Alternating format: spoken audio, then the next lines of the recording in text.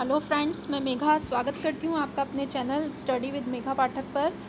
देखिए, हम लोग आरबीएससी बोर्ड की जो क्लास आरबीएससी बोर्ड की 6th क्लास की बुक कंप्लीट कर रहे हैं। हम चैप्टर नंबर 8 ले रहे हैं। चैप्टर नंबर 8 का पार्ट 1 हो चुका है। ये पार्ट नंबर 2 है। इसके बाद एक और इसका पार्ट नंबर 3 बनेगा और उसके बाद ये चैप्टर कंप्लीट हो जाएगा।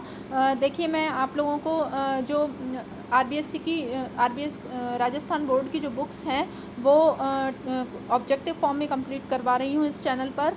और हम सोशल साइंस का जो पोर्शन है वो कंप्लीट कर रहे हैं। हम 6, 7, 8, 9, 10 तक की बुक्स यानी कि 6 to 10 तक की सारी बुक्स कवर करेंगे और सभी को मैं ऑब्जेक्टिव फॉर्म में आप लोगों के सामने लेकर के आऊँगी। मेरे वीडियोस को देखने के बाद आपको किसी भी तरीके की कोई लेक्चर देखने की या फिर किसी भी तरीके की कोई कोचिंग फॉलो करने की एसएसटी पोर्शन के लिए कोई ज़रूरत नहीं पड़ेगी। तो हम इस चैप्टर का जो नेक्स्ट पार्ट है, पार्ट नंबर 2, वो स्टार्ट करते हैं। क्वेश्चन नंबर 1 है, कर किस रूप में लिए जाते थे। देखिए, इससे पहले मैं काफ़ी सारे क्वेश्चंस इसी चैप्टर के करवा चुकी हूँ। मैं 6 चैप्टर कंप्लीट करवा चुकी हूँ, चैप्टर नंबर 7 कंप्लीट करवा चुकी हूँ। ये चैप्टर नंबर 8 है, इसका पार्ट नंबर 1 हो चुका है कंप्लीट, पार्ट नंबर 2 है। तो इसमें जो क्वेश्चन नंबर 1 है, कर किस रूप में लिए जाते थे। ए, स्वेच्छा से लिए जाते थे। बी, किसी प्रमुख अवसर पर लिए जाते थे। सी, नियमित रूप से लिए जाते थे। या डी, ये सभी। देखिए, जो इसका आंसर है वो आंसर होगा सी, नियमित रूप से लिए जाते थे। जो कर था वो नियमित रूप से लिया जाता था। इसके अलावा एक और चीज़ थी, नजराना जो था वो स्वेच्छा से जो व्यापारी थे या फिर जो प्रमुख लोग थे वो राजा के लिए लेकर के आते थे। पड़ोसी देशों के राजा भी लेकर के आया करते थे नजराने को। तो नजराना जो था वो अनियमित था, लेकिन जो कर थे वो नियमित रूप से लिए जाते थे। क्वेश्चन नंबर 2 है, मेगास्थनीज कहाँ से आया था। देखिए, इसके ऑप्शंस हैं, ए, मध्य भारत से। बी, दक्षिण भारत से। सी, पश्चिमी एशिया से। या डी, उत्तर पूर्व दिशा से। देखिए, इसका जो आंसर है वो आंसर है सी, पश्चिमी एशिया से। मेगास्थनीज जो था पश्चिमी एशिया से भारत आया था। तो हमारा नेक्स्ट क्वेश्चन है, क्वेश्चन नंबर 3। मेगास्थनीज किसके दरबार में था। ए, अशोक के। बी, बिंदुसार के। सी, चाणक्य के। या डी, चंद्रगुप्त मौर्य के।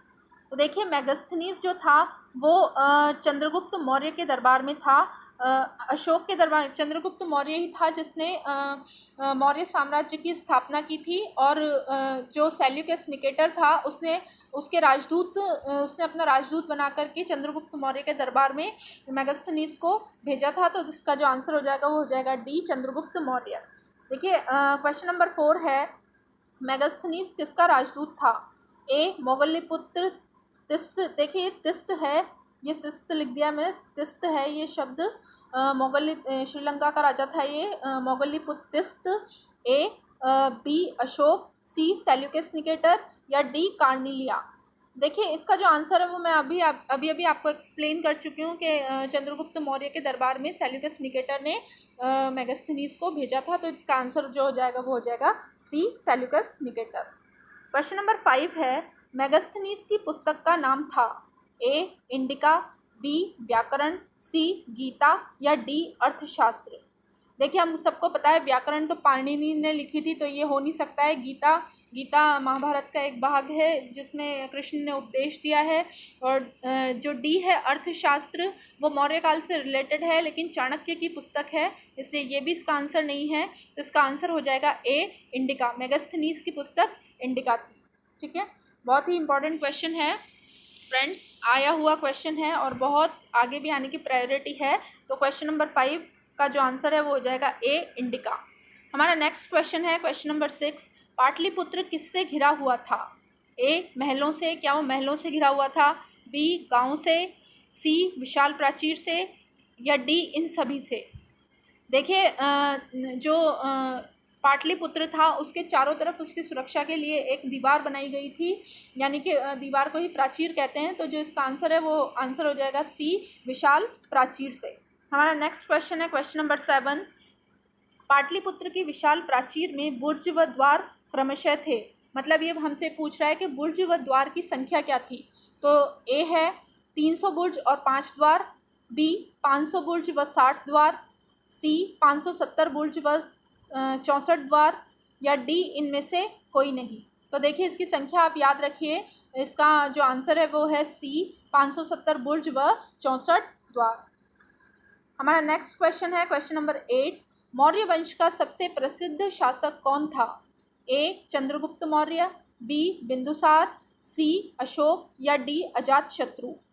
देखिए मैंने अभी अभी आपको इसके फर्स्ट पोर्शन में जो है वो पढ़ाया हुआ है, आप उस वीडियो को जाकर के देखिए, बहुत ही यूज़फुल वीडियो है फ्रेंड्स, प्लीज़ देखिए और अपने दोस्तों से इसको शेयर भी कीजिए और इसका बेनिफिट लीजिए। आप लोगों के लिए मैं बहुत मेहनत करके ऑब्जेक्टिव फॉर्म में पूरा कोर्स कवर करवाने जा रही हूँ, ताकि आप लोगों को कोई भी कन्फ्यूज़न ना रहे। अगर आप मेरे वीडियोस 3 से 4 बार देख करके चले जाते हैं तो आपको एग्ज़ाम में इसका बहुत ही बेनिफिट मिलने वाला है, क्योंकि हम सभी जानते हैं कि माध्यमिक शिक्षा बोर्ड जो पेपर बनाता है वो अपनी ही बुक्स में से पेपर उठाता है, और इसीलिए मैं आपको सारा कोर्स जो है 6 to 10 की सोशल साइंस की बुक्स ऑब्जेक्टिव फॉर्म में करवा रही हूँ। तो देखिए इसमें मैंने आपको फर्स्ट पार्ट में ही बता दिया था कि जो मौर्य वंश के जो प्रतापी शासक थे उनमें चंद्रगुप्त मौर्य, अशोक और बिंदुसार तीनों का नाम आता है।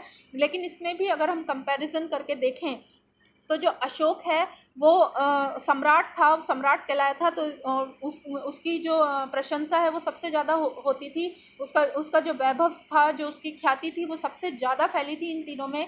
तो इसलिए सी इसका जो है आंसर हो जाएगा, यानी कि अशोक। इसका जो आंसर है वो है सी अशोक। क्वेश्चन नंबर 9 है, अभिलेख द्वारा संदेश देने वाला पहला शासक था?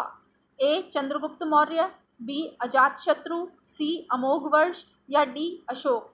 देखिए अभिलेख द्वारा संदेश तो जो सबसे पहले वो दिया गया था, एक्चुअली अशोक ने भी जो है मोगलिपुत्र को फॉलो किया था, और उसने जो संदेश उसने जैसे संदेश लिखवाए थे उन्हीं को फॉलो करके अशोक ने भी संदेश दिए थे। लेकिन हमारे यहाँ भारत के अंदर जो पहला जो शासक था जिसने कि अभिलेख द्वारा संदेश दिए थे वो अशोक था। तो इसका जो आंसर है वो हो जाएगा डी अशोक।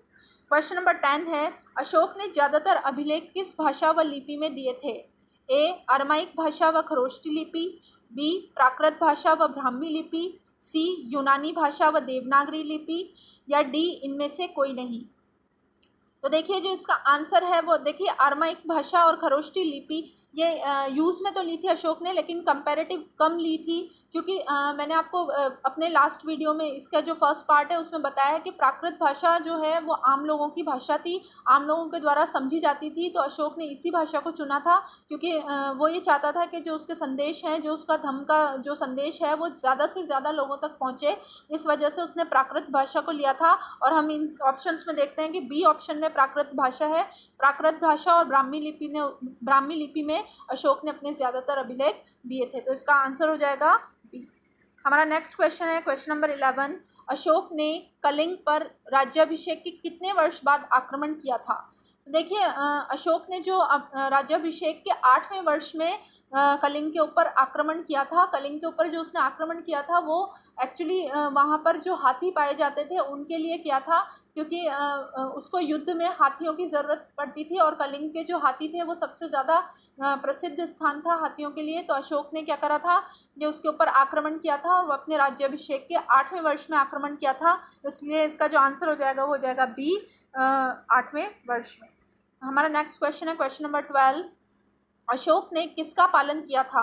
ए हिंसा का, बी युद्ध का, सी धम्म का या डी पशुत्व का।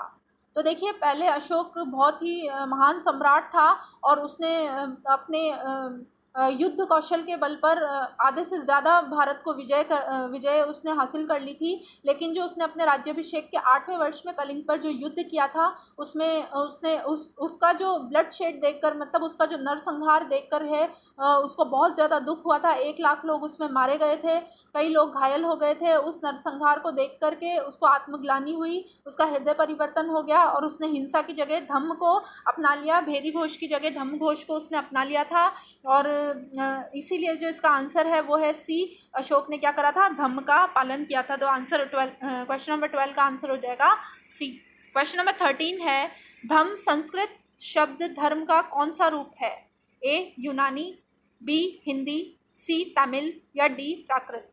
देखिए, मैं आपको पहले ही बता चुकी हूँ कि अशोक ने जो अपने अभिलेख में जो भाषा इस्तेमाल की थी वो प्राकृत भाषा और ब्राह्मी लिपि इस्तेमाल की थी। तो इसका जो आंसर हो जाएगा वो सिंपली डी हो जाएगा। प्राकृत रूप है। जो धम है, क्योंकि उस वक्त जो भाषा चला करती थी वो प्राकृत भाषा चला करती थी, आम लोगों की भाषा भी वही थी। तो जो धम है वो किसका रूप है? प्राकृत भाषा का रूप है। तो इसका जो आंसर है वो है डी। क्वेश्चन नंबर 14 है, कलिंग किसका प्राचीन नाम है? ए तटवर्ती उड़ीसा का, बी तमिलनाडु का, सी कर्नाटक का, या डी सिंध का। तो देखिए, कलिंग जो है उड़ीसा का प्राचीन नाम है। तो इसका जो आंसर है वो है ए तटवर्ती उड़ीसा का। हमारा क्वेश्चन नंबर 15 है और ये इस वीडियो का लास्ट क्वेश्चन है। इसके बाद मैं सेकंड पार्ट भी इसका लेकर नेक्स्ट जो थर्ड पार्ट लेकर के आऊँगी। ये थोड़ा चैप्टर लंबा था तो इसलिए 3 पार्ट्स में कंप्लीट हो गया। अब हम जैसे जैसे क्लासेस में आगे बढ़ेंगे, चैप्टर्स लंबे हैं तो एक ही जो चैप्टर है वो काफ़ी सारे पार्ट्स में कंप्लीट होगा, लेकिन मैं आपको पूरा कोर्स इस पर कवर करवाऊँगी।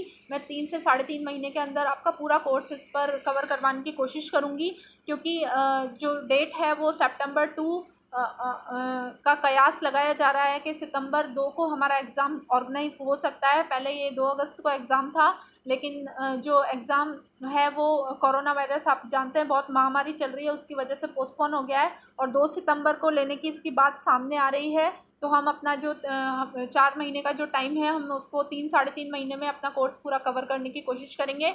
और सबसे अच्छी बात है कि इस चैनल पर मैं सारा कोर्स ऑब्जेक्टिव फॉर्म में करवाने वाली हूँ, तो आप लोगों को रिवीजन के लिए भी बहुत ही अच्छा और बहुत बेस्ट चैनल है फ्रेंड्स। तो प्लीज़ अपने दोस्तों को भी बताइए इस चैनल के बारे में और खुद भी इसका लाभ उठाइए। देखिए, क्वेश्चन नंबर 15 और लास्ट क्वेश्चन है, अशोक के धम्म में किसकी पूजा होती थी?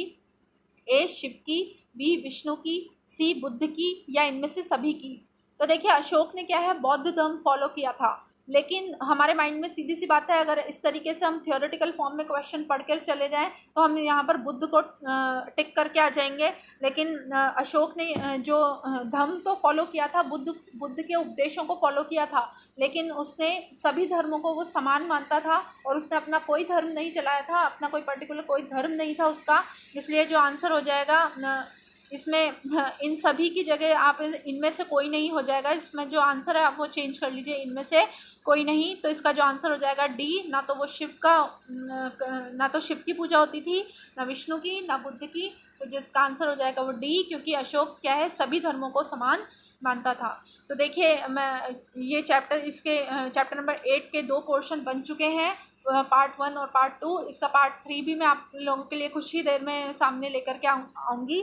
और जो है उसके बाद ये चैप्टर कंप्लीट हो जाएगा। इसके बाद हम नेक्स्ट चैप्टर जो भी हमारा सिलेबस को रिलेट करेगा वो चैप्टर हम लेंगे, उसके भी ऑब्जेक्टिव फॉर्म में क्वेश्चंस बनाएंगे। तो इसी तरीके से अगर आप मुझे फॉलो करते रहे तो धीरे धीरे आपका सारा कोर्स कवर हो जाएगा और बहुत अच्छी तैयारी हो जाएगी। तो मिलते हैं मेरे नेक्स्ट वीडियो में। मेरे चैनल को आप सब्सक्राइब करें, वीडियो को लाइक करें और शेयर करें दोस्तों के साथ, बेल आइकन को दबा दें ताकि कोई नया नोटिफिकेशन आए तो वो आप तक पहुंच सके। और प्लीज़ इस चैनल को ज़्यादा से ज़्यादा लोगों तक पहुंचाएं जो रीट की तैयारी कर रहे हैं, अदर स्टेट के टेट एग्ज़ाम्स की तैयारी कर रहे हैं, सीटेट की तैयारी के लिए भी ये बहुत ही यूज़फुल चैनल है। और इस चैनल को अगर आप फॉलो करेंगे तो आपको बिल्कुल मैं कह सकती हूँ कि आपको इसका लाभ अपने एग्ज़ाम में देखने के लिए मिलेगा। रीट सेकंड लेवल के लिए जो कैंडिडेट्स हैं उनके लिए तो ये बिल्कुल ये चैनल आप फॉलो कीजिए और इसके थ्रू अपने एग्ज़ाम की तैयारी को मजबूत कीजिए। तो मिलते हैं नेक्स्ट वीडियो में। नमस्कार।